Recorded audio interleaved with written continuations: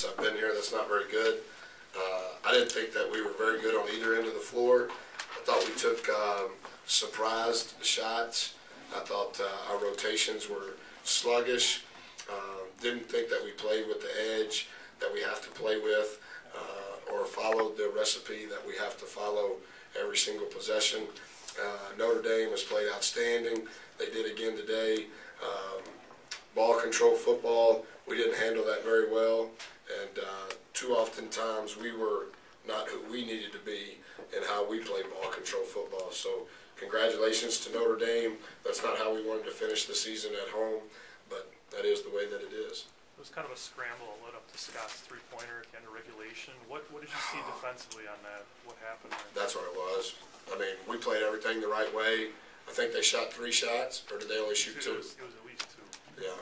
I mean, it's just the way it went. You know, there's a scrum for a loose ball, and somehow it falls to him, and that was a good shot. But I wasn't upset with our kids on how we defended it.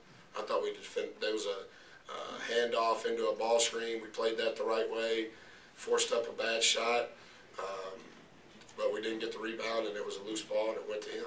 In previous situations, you haven't shown the inclination to foul in those situations. Was there ever any thought to that at all, or not? No.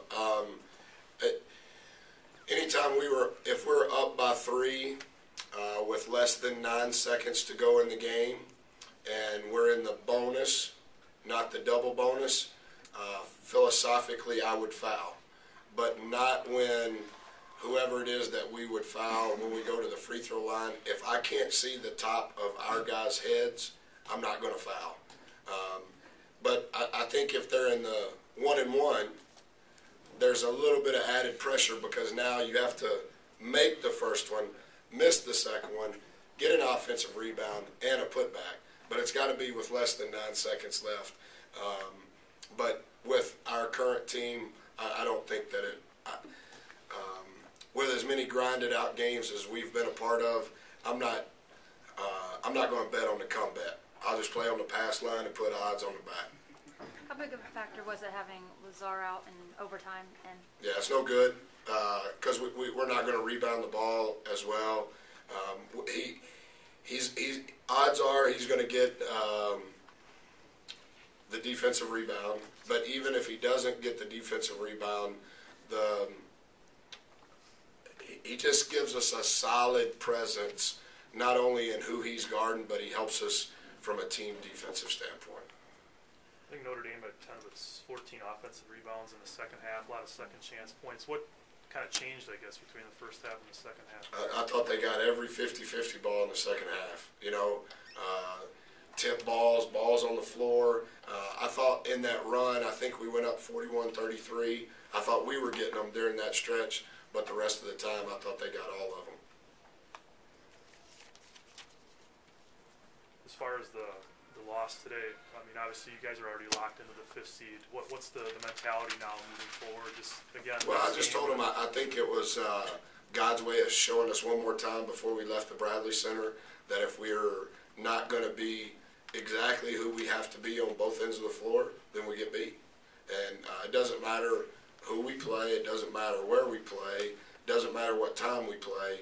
If we're not us, we will lose. And if we are us, then I like our chances.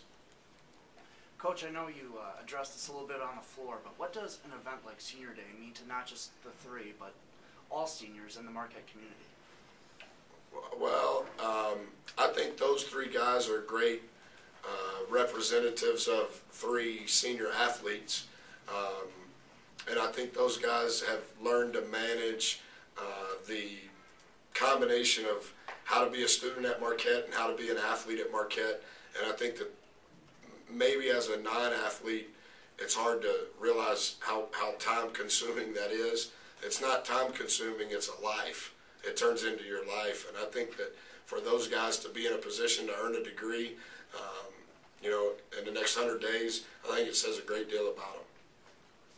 So grilling's the Big East tournament. What do you say to you guys now to get them ready for it? They'll be excited to play. They're disappointed we got beat.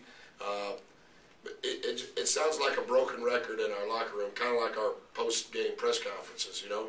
we get beat, and I say, well, we weren't us, and then we win, and I say, well, we were us, you know.